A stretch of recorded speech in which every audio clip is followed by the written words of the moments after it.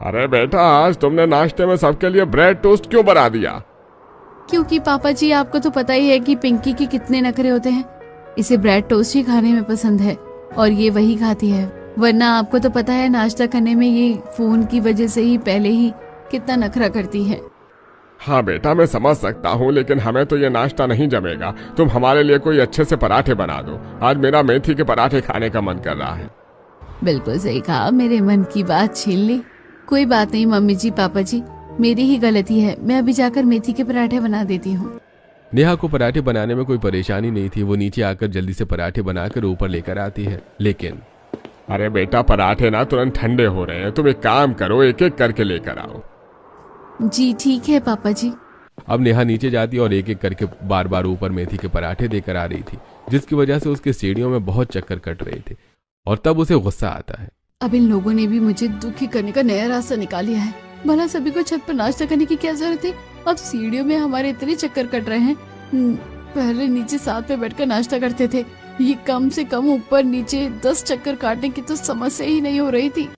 इस तरह घर में सभी बहुएं परेशान थी, लेकिन गांव का सिस्टम नहीं बदल रहा था। अब पूरा गांव ही ऊपर छत पर खुले में ही नाश्ता कर रहा था। सवेरे सवेरे सभी तैयार होकर ऊपर छत पर पहुंच जाते थे और सूरज की मंद रोशनी में हर कोई छत पर बैठकर नाश्ता कर रहा था। एक दिन सभी महिलाएं बात कर रही थी। मैं तो सच में अब छत पर नाश्ता करवाने में परेशान हो गई हूँ। सच में मुझे भी बार बार छत पर चक्कर लगाना बिल्कुल भी पसंद नहीं है। मैं भी दुखी हो गई हूँ। हाँ, एक तो बच्चों ने पहले ही नाक में दम किया हुआ था हमारी, और ऊपर से अब ससुराल वालों ने भी शुरू कर दिया है।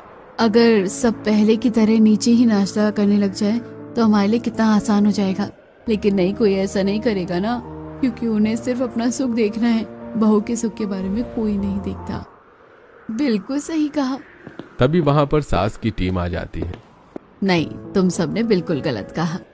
उन्हें वहां देखकर सभी हैरान हो जाती हैं। तब सास वाली टीम सच बताती है। हम अपनी खुशी के लिए कुछ भी नहीं कर पा रहे हैं। हम बच्चों के लिए ये सब कर रहे हैं, लेकिन कैसे? चलो रील बनाते हैं। सभी बच्चे ग्राउंड में फोन में रील बना रहे थे।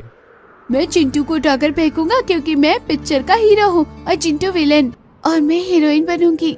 इस तरह सभी बच्चे ड्रामा क्रिएट कर रहे थे और क्रिएट करते करते वो लड़ाई कब असली में बदल जाती है पता नहीं चलता और यश और चिंटू की लड़ाई हो जाती है। तभी वहां पर बड़े आ जाते हैं। अरे अरे बच्चों, तुम इस तरह लड़ क्यों रहे हो? मुझे यश ने मारा क्योंकि मैं हीरो हूँ। अरे चुप करो, अभी तुम्हें बताता हूँ। हीरो, पढ़ाई में ध्यान नहीं और हीरो बनना है। रजत अपने बेटे यश का कान मरोड़ देता है, जिसके बाद वो चिल्ला चिल्ला कर रोता है और रजत को उल्टा बोलकर वहां से भाग जाता है। अब शाम को जब सभी बैठक